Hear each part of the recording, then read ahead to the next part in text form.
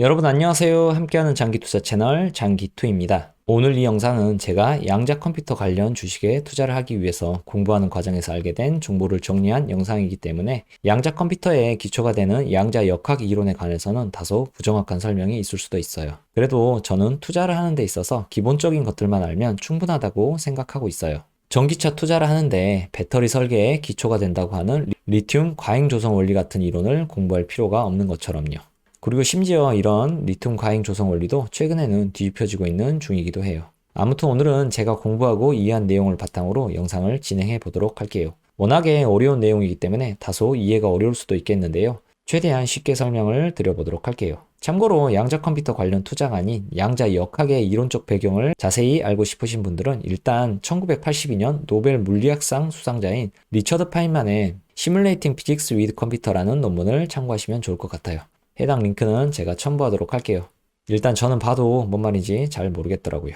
아무튼 양자 컴퓨팅은 천재 물리학자이자 노벨 물리학상 수상자인 리처드 파인만이 1982년에 발표한 Simulating Physics with Computer라는 논문에서 시작되었는데요.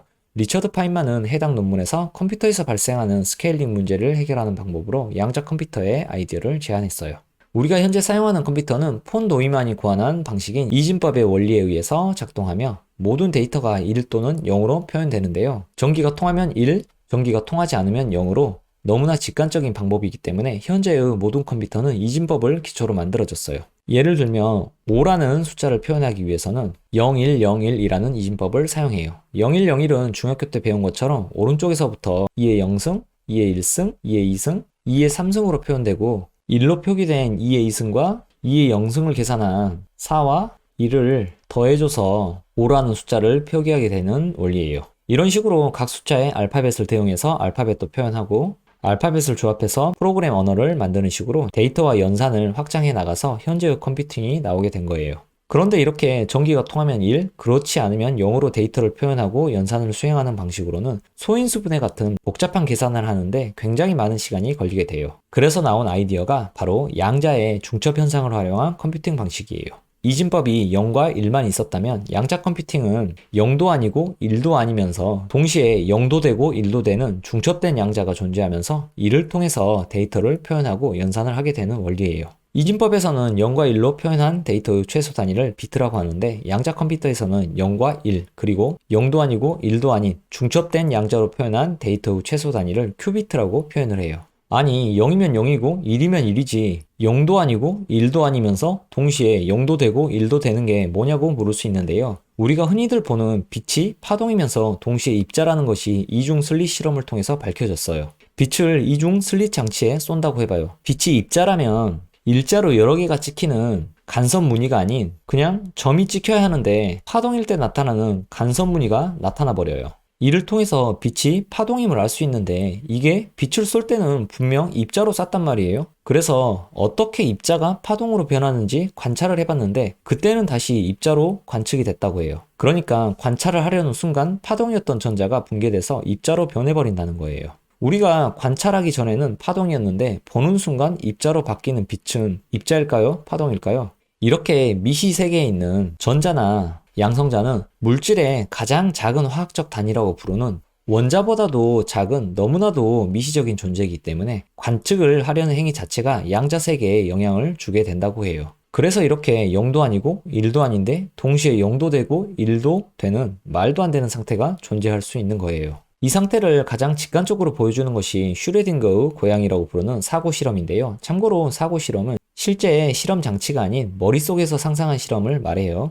아무튼 고양이 한 마리와 청산가리가 든 유리병, 방사선 물질 라듐, 방사선을 검출하는 가이거 계수기, 망치가 상자에 들어있다고 해볼게요. 상자는 외부 세계와 차단되어 있고 밖에서는 내부를 절대로 볼 수 없어요. 그 상태에서 라듐 핵이 붕괴하면 가이거 계수기가 그것을 탐지하는데 그러면 망치가 청산가리가 담긴 유리병을 내리쳐서 청산가리가 유출되고 그것을 마신 고양이가 죽게 돼요. 그런데 여기서 라듐이 붕괴할 확률은 1시간 뒤 50%예요. 그러면 1시간 뒤 고양이는 죽었을까요? 살았을까요? 고양이는 1시간 뒤에는 반드시 죽어있는 상태이거나 살아있는 상태여야만 하지만 상자를 열기 전에는 생사의 확인이 불가능하기에 상자를 열기 전 고양이는 생과 사가 중첩된 상태라고도 할 수 있어요. 아무튼 이렇게 슈레딩거 고양이처럼 0과 1이 중첩된 상태를 큐비트라고 표현을 하는데요. 이런 양자의 중첩 현상을 활용해서 데이터 연산을 한다면 복잡한 연산을 동시에 할 수 있다고 해요. 솔직히 잘 이해가 안 되시죠? 저도 그래요. 하지만 천재 물리학자인 리처드 파인만도 이렇게 말했죠.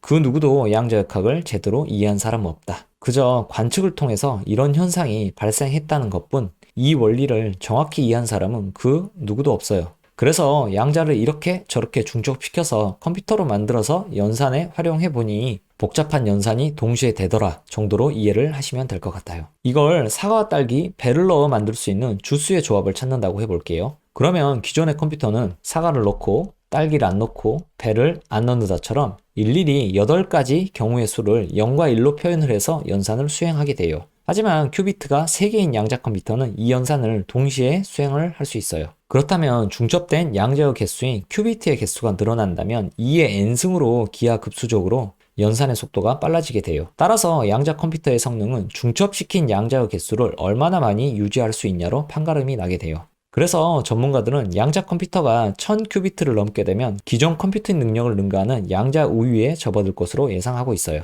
그리고 이런 양자 우위에 접어든다면 기존의 이진법을 기초로 하는 폰 노이만 방식의 컴퓨터 보안 체계는 양자 컴퓨터에 의해서 모조리 무너지게 될 것이라고 예상하고 있어요. 또한 지금 현재는 무적이라고 평가를 받는 암호화폐의 블록체인 기반 보안도 뚫리게 될 것이라고 해요. 그런데 D-Wave라는 캐나다의 한 스타트업이 최근 무려 5000큐비트의 양자 컴퓨터를 개발했다고 밝혔는데요. D-Wave사는 2011년에 128큐비트의 양자 컴퓨터를 선보인 후 록히드, 구글, 나사와 같은 곳에 양자 컴퓨터를 실제로 판매하기도 했고 지금까지 계속해서 큐비트 수를 올려서 최근에는 급기야 5000큐비트까지 개발을 했어요. 전문가들은 1000큐비트만 돼도 양자 우위가 발생해 기존의 슈퍼컴퓨터를 능가하는 성능이 나올 것이라고 하는데 이게 어찌된 일일까요? 그건 D-Wave사의 양자 컴퓨터는 양자 어닐링이라는 방식으로 양자를 잡아서 연산을 하는 아날로그 방식을 사용하기 때문이에요. 아날로그 방식으로 불리는 양자 어닐링 방식은 중첩 상태의 양자를 많이 잡을 수는 있지만 불완전하게 잡아서 범용성이 없어 특정 문제의 최적화 계산 같은 특수 분야에서밖에 사용할 수 없다는 단점이 있어요. 그래서 D-Wave의 양자 컴퓨터는 진정한 양자 컴퓨터라고는 할 수 없는 거예요. 그래서 우리는 지금부터 양자 게이트를 활용한 디지털 방식의 진정한 양자 컴퓨터를 만드는 기업에 대해서 알아보도록 할 거예요. 물론 디지털 방식의 양자 컴퓨터를 할지라도 현재의 기술은 중첩된 양자를 많이 유지하기도 어려울 뿐더러 중첩된 양자에 정보를 저장할 때 잡음이 심해서 아직까지는 완벽히 기존 컴퓨팅 능력을 뛰어넘는 양자 우위를 달성하기는 부족한 것은 사실이에요. 그럼에도 일명 노이즈, 인터메디트 스케일 퀀텀, 그러니까 잡음이 심한 중간 규모의 양자 컴퓨터인 일명 NISQ는 이미 상용화가 됐어요. 그래서 지금부터 NISQ를 만드는 기업들을 살펴보도록 할게요. 디지털 방식의 양자 컴퓨터는 영하 273도씨로 온도를 낮춘 뒤 전자기파를 이용해 중첩된 양자를 잡는 슈퍼컨덕팅 루프 방식과 레이저를 이용해 중첩된 양자를 잡는 트랩트 이온 방식이 있어요. 먼저 슈퍼컨덕팅 루프라고 부르는 초전도 방식은 구글과 IBM이 사용하고 있는 방식인데요. 중첩된 양자가 유지되는 시간이 0.00005초, 연산 성공률이 99.4%, 양자 얽힘수가 9로 딱 봐도 이온 트랩 방식에 비해서는 뭔가 안 좋아 보이네요. 아이온큐가 사용하는 이온 트랩 방식은 중첩된 양자가 유지되는 시간이 1000초 이상, 연산 성공률이 99.9%, 양자 얽힘수가 14이니까요. 그럼에도 IBM과 구글이 이 방식을 밀고 있는 이유는 연산의 속도가 이온 트랩 방식에 비해서 굉장히 빠르기 때문이에요. 그런데 역시나 유지 시간이 0.00005초로 중첩된 양자가 쉽게 붕괴되고 영하 273도라는 절대 용도를 유지하는데 많은 비용이 든다는 단점이 존재해요. 반면에 아이온큐가 사용하는 이온 트랩 방식은 중첩된 양자 유지 시간이 1000초 이상으로 굉장히 길어서 안정적이고 상온에서 작동하기 때문에 비용이 적게 들지만 연산 속도가 느리고 많은 레이저가 필요해 고도의 기술이 필요하다는 단점이 존재해요. 물론 인텔이 사용하는 실리콘 퀀텀 덧 방식도 있고 마이크로소프트가 사용하는 탑 로지컬 큐비트 방식도 있고 다이아몬드 백앤식스 방식도 있는데 제가 조사한 바에 따르면 지금 현재 양자 컴퓨터의 선두주자는 IBM과 아이온큐 두 기업이기 때문에 IBM과 아이온큐 위주로 살펴보도록 할게요. 일단 지금 IBM은 127큐비트의 양자 컴퓨터를 만들었다고 해요. 그리고 아이온큐는 지금 현재 32큐비트의 양자 컴퓨터를 만들었다고 하고요. 하지만 이 둘은 양자 중첩 기술이 다르기 때문에 어느 양자 컴퓨터가 우위에 있다고 말하기가 애매해요. 큐비트 수로만 따지면 5000 큐비트를 달성했다고 주장하는 D-Wave가 최고일 텐데 학계에서는 D-Wave를 진정한 양자 컴퓨터로 쳐주지도 않으니까요. 그래서 찾아본 게 바로 벤치마크 결과인데요. 일단 아이온큐와 IBM, 허니웰, 리게티를 살펴보도록 할게요. 구글은 어디 갔냐고요? 구글은 2019년 이후로 별다른 연구 결과를 내놓고 있지 않고 아이온큐에 투자를 통한 간접 연구를 하고 있을 뿐이기 때문에 지금 현재 양자 컴퓨터의 선두주자는 아이온큐와 IBM, 허니웰, 리게티 정도라고 볼 수 있어요. 아무튼 푸른색에 가까울수록 연상 결과의 정확도가 높고 붉은색에 가까울수록 연상 결과의 정확도가 떨어진다고 해요. 그리고 가로축은 양자 회로의 깊이로 게이트의 길이라고 하고 세로축은 양자 회로의 넓이인데 게이트의 수라고 해요. 그러니까 색칠된 면적이 넓을수록 광범위한 알고리즘을 해결한다고 보면 될 것 같아요. 그래서 요약하면 푸른색이 많고 넓은 면적에 찍힌 게 성능이 좋다는 말이에요. 그래서 색이 가장 넓게 찍힌 건 IBM이라서 복잡한 연산을 빠르게는 하지만 붉은색이 많아서 다소 부정확하다고 볼 수 있겠고 아이온큐와 허니웰은 복잡한 연산의 속도가 다소 떨어지지만 연산을 정확하게 한다고 할 수 있겠네요. 리게티는 벤치마크에서 가장 낮은 점수를 받았는데 가장 후발주자로 티커 SNII인 슈퍼노바 파트너스 어쿼지션 컴퍼니라는 스펙과 합병을 준비 중인 기업이에요. 여기 IBM과 리게티는 영하 173도씨로 온도를 낮춘 뒤 전자기파를 이용해 중첩된 양자를 잡는 슈퍼컨덕팅 루프 방식을 사용하고 있고 아이온큐와 허니웰은 레이저를 이용해 중첩된 양자를 잡는 이온 트랩 방식을 사용하고 있어요. 양자 컴퓨터의 승자가 이온 트랩이 될지 계속해서 각 진영의 벤치마크 결과를 비교해 보는 것도 투자의 포인트가 될 것 같아요. 그리고 흔히들 하는 착각이 아직 양자 컴퓨터는 상용화는 멀었다는 인식이에요. 분명히 말하지만 양자 컴퓨터는 지금 상용화가 된 상태예요. 아이온큐가 실제로 양자 컴퓨팅을 고객들에게 제공하면서 수익을 얻고 있는 중이니까요. 물론 아까 말했듯이 아직은 양자 우위를 달성하지 못했고 자본이 심한 중간 규모의 양자 컴퓨터인 일명 NISQ이긴 하지만요. 아무튼 아이온큐는 아마존 AWS, 마이크로소프트 애저, 구글 클라우드를 이용한 클라우드 기반의 양자 컴퓨팅을 고객들에게 제공을 하는데요. 클라우드 기반 양자 컴퓨팅을 고객들에게 제공하고 받은 금액이 2021년 500만 달러를 예상했지만 실제로는 그 3배인 1,500만 달러를 기록했어요. 물론 이 부킹 금액이 바로 매출로 잡히는 건 아니지만 3년 계약을 했다면 3년에 걸쳐서 서서히 매출로 잡히게 되는 거예요.